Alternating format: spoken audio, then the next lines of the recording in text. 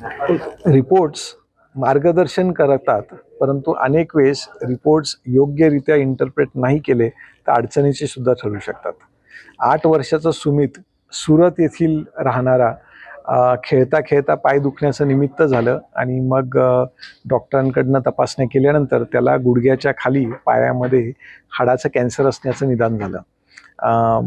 घाबरलेल्या परिस्थितीत त्याच्या पालकांनी त्याला मुंबई येथील मोठ्या हॉस्पिटलमध्ये घेऊन गेले. तिथं त्याचं निदान ऑस्टिओजेनिक सार्कोमा अशा स्वरूपात झालं होतं, जो लहान मुलांमध्ये आढळणारा एक कॉमन कॅन्सर आहे. चांगली गोष्ट होती की तो आजार शरीरात अन्य ठिकाणी पसरलेला नव्हता, परंतु तिथे हाडाच्या बाहेर पण तो आजार पसरलेला होता.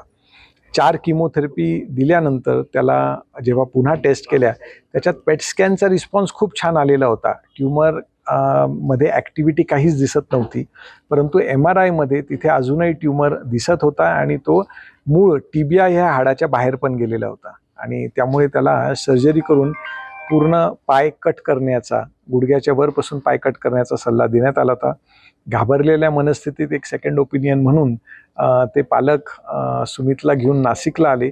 नाशिकला आल्यानंतर जेव्हा आम्ही ट्यूमर बोर्डच्या माध्यमातून त्याची केस डिस्कस केली, त्याच्यामध्ये एक छोटा वेगळा पार्ट आनंदाचा आम्हाला वाटला की त्याच्या पेट स्कॅनमध्ये ट्यूमर काहीही अपटेक ॲक्टिव्हिटी दाखवत नव्हता.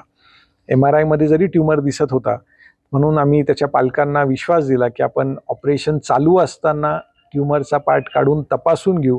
त्याच्यात जर कधी कॅन्सर पेशी पॉझिटिव्ह असल्या तरच पाय कट करू, अन्यथा पाय कट नाही करणार.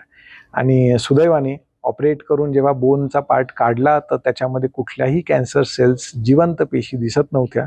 त्यामुळे त्याचा पाय वाचवून त्याच वेळेस त्या ट्यूमरला रेडिएशन देण्यात आलं आणि तो त्याचा हाडाचा भाग पुन्हा त्याला कनेक्ट करण्यात आलं आणि ऑपरेशन नंतर 48 तासात सुमित चालत होता त्याच्या पायांवरती विथ सपोर्ट आणि आता पुढील किमोथेरपी चालू झालेली आहे. त्याच्या फायनल रिपोर्टमध्ये असं आलं की त्या हाडामध्ये कुठलाही कॅन्सर सेल्स जिवंत स्वरूपात नव्हत्या.